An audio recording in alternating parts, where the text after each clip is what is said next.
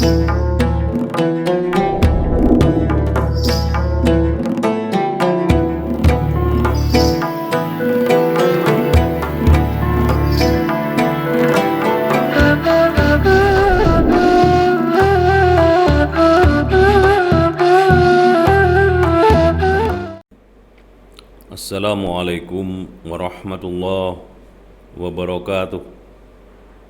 Alhamdulillah wa syukurillah, la khala wa la quwata illa billah.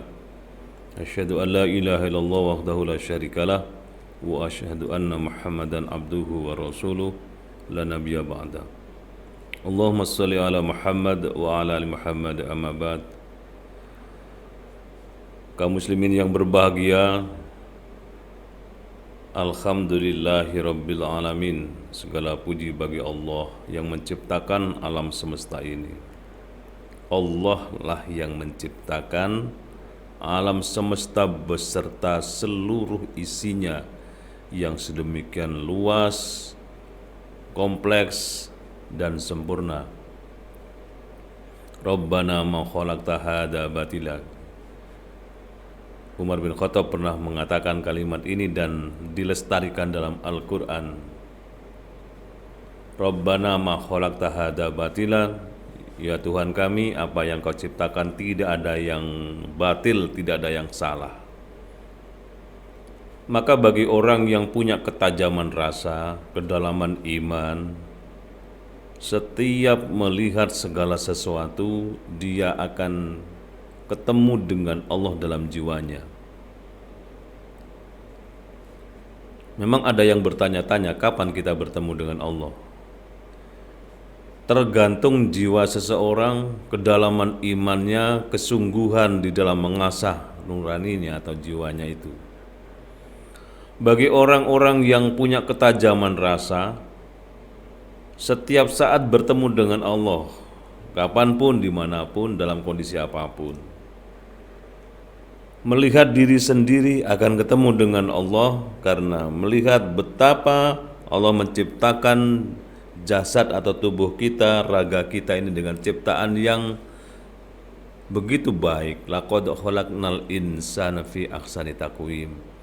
Sungguh aku ciptakan manusia sebaik-baik ciptaan. Coba kita perhatikan tubuh kita begitu indah, begitu sempurna. Dan Allah sendiri yang menyatakan diciptakan dengan sebaik-baik ciptaan. Sehingga melihat kepada diri kita, sekujur raga kita ini, kita ingat kepada penciptanya, yaitu Allah Subhanahu wa Ta'ala, yang tidak punya cacat sedikit pun, begitu maha sempurna. Dan kita lebih mencintai Allah ketika melihat diri kita. Allah bertanya kepada kita, wa fi anfusikum afala tubsirun. Dalam dirimu begitu banyak kenikmatan Allah, apakah kalian pernah berpikir soal itu? Berpikir tentang kenikmatan Allah dalam tubuh kita saja tidak cukup waktu dan kita bertemu dengan Allah di situ.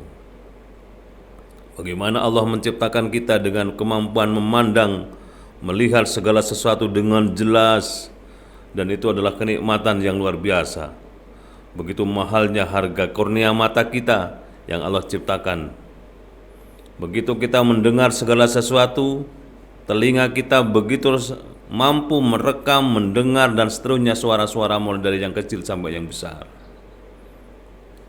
Barang-barang apapun yang bisa dimasukkan ke mulut kita akan dirasa, oh ini pahit, ini manis, ini asin, ini kecut.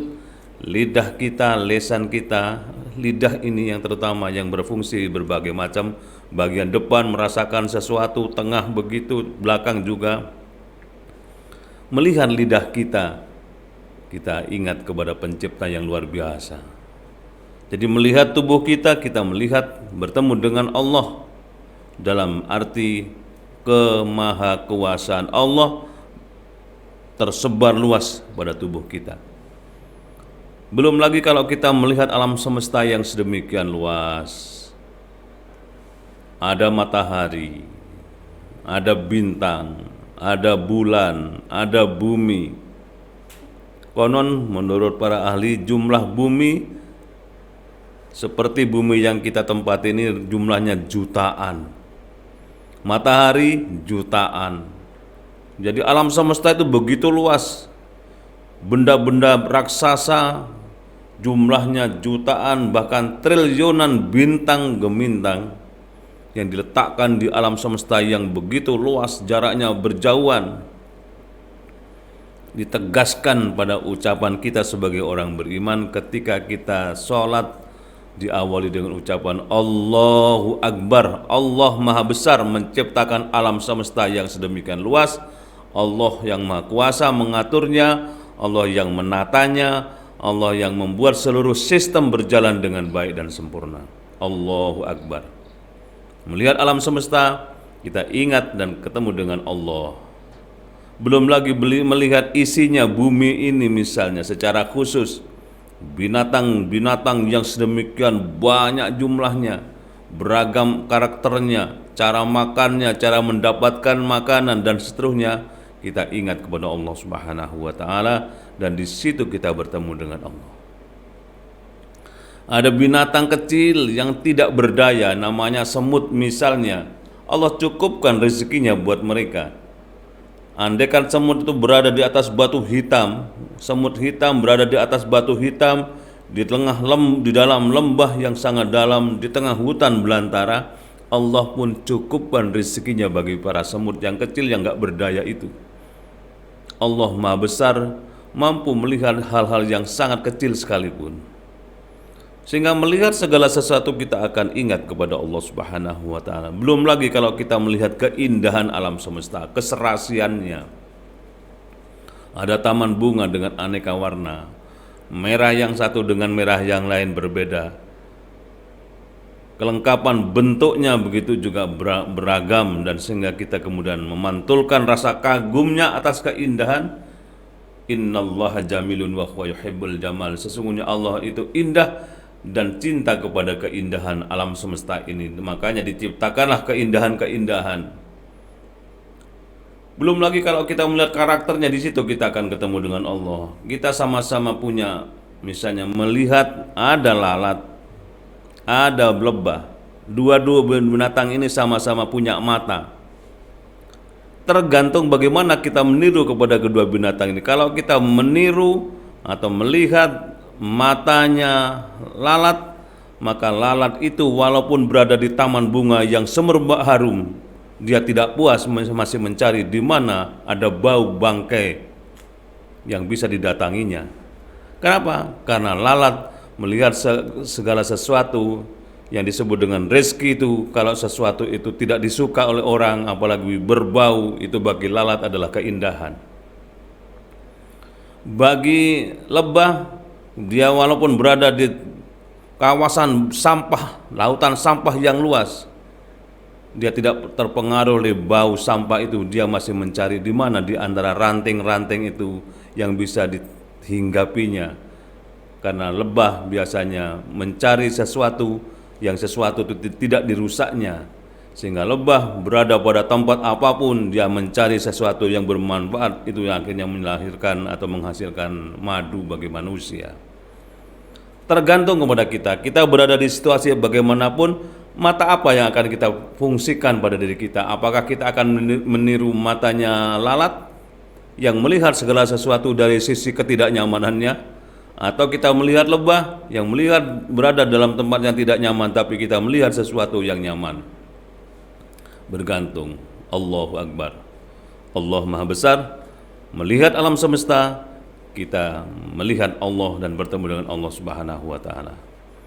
Belum lagi kalau kita melihat kepada hal-hal yang lain yang lebih dalam, yang lebih luas, kita akan menyatakan Allahu Akbar. Allah Maha Besar menciptakan seluruh makhluknya ini dengan sempurna. Kaum muslimin yang berbahagia dan dimuliakan Allah Subhanahu wa taala, kapan lagi kita akan ketemu dengan Allah? Di saat kita sholat ketemu dengan Allah.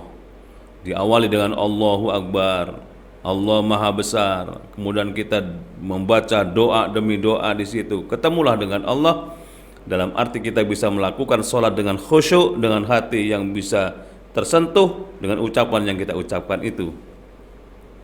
Maka Allah menyatakan qad aflahal mu'minun, sungguh untung orang mukmin alladzina hum fi sholatihim khoshi'un, yaitu mereka yang sholatnya khusyuk. Karena orang yang sholat khusyuk itu bisa bertemu dengan Allah, bisa berdialog dengan Allah ketika kita membaca ayat-ayat Al-Quran, antara lain iyyaka na'budu wa iyyaka nasta'in, hanya kepadamu kami menyembah ya Allah, dan hanya kepadamu kami minta tolong. Berdialog langsung dengan Allah Subhanahu wa Ta'ala ketika kita dalam sholat itu, sehingga sholat yang khusyuk akan menyebabkan kita bertemu jiwa kita dengan Allah Subhanahu wa Ta'ala. Kesempatan lain kita akan ketemu dengan Allah ketika kita tengah ada berdoa kepada Allah. Lisan kita akan mengucapkan sesuatu yang itu merupakan dorongan hati kita, dan kita semua akan bertemu dengan Allah dalam kesempatan yang singkat dalam doa itu, sehingga doa akan dikabulkan oleh Allah, karena doa hakikatnya adalah perintah Al-Quran, perintah Allah. Ud'uni astajib lakum, mintalah kepadaku, akan ku berikan kepadamu, akan ku kabulkan, kata Allah Subhanahu wa Ta'ala. Banyak lagi kesempatan yang lain supaya kita bertemu dengan Allah, antara lain ketika membaca Al-Quran. Al-Quran adalah kalimat-kalimat suci yang datang dari Allah. Ketika membacanya kita ingat kepada Allah dan bertemu dengan Allah dalam Quran itu. Ketika kita takziah, atau setidaknya ketika kita menjenguk orang sakit, betapa sehat itu mahal dan sehat itu Allah yang memberinya. Maka ketika kita melihat orang sedang terbaring lemah di atas ranjang di rumah sakit, bayangan kita Allah sedang memberikan kesehatan kepada kita yang sebegitu mahal itu. Di situ kita ketemu dengan Allah. Maka kita akan minta kepada Allah, Allahumma rabbanas adhibil ba'sya isfi antas safi la sifa'an illa sifa'uk sifa'an la yuqadir taqwaman. Yang terakhir, kita ketemu dengan Allah ketika takziah, melihat orang berada di atas keranda jenazah, diangkat, diusungnya menuju tempat peristirahatan terakhir, mengingatkan kepada kita bahwa hidup itu tidak abadi, hidup itu ada batasnya, dan di situ kemudian titik terakhir kita akan ketemu dengan Allah secara nyata. Kita akan ketemu dengan Allah karena kita sudah mengakhiri kehidupan dunia ini. Kita akan istirahat dan roh kita akan kembali kepada Allah Subhanahu wa Ta'ala. Harapan kita mudah-mudahan nanti perpisahan antara ruh dengan raga kita dalam kondisi membahagiakan, dalam kondisi yang sebaik-baiknya, itulah disebut dengan husnul khatimah. Inilah antara lain kaum muslimin yang berbahagia, kapan saja kita ketemu dengan Allah, dalam situasi bagaimana dan dalam kondisi apa, insya Allah dengan perenungan sederhana ini kita akan semakin yakin bahwa kita dimanapun bisa ketemu dengan Allah dalam jiwa, bisa mohon kepada Allah dan dikabulkannya, serta kita nanti bisa akan kembali kepada Allah dalam kondisi yang sebaik-baik posisi. Mudah-mudahan manfaat. Assalamualaikum warahmatullahi wabarakatuh.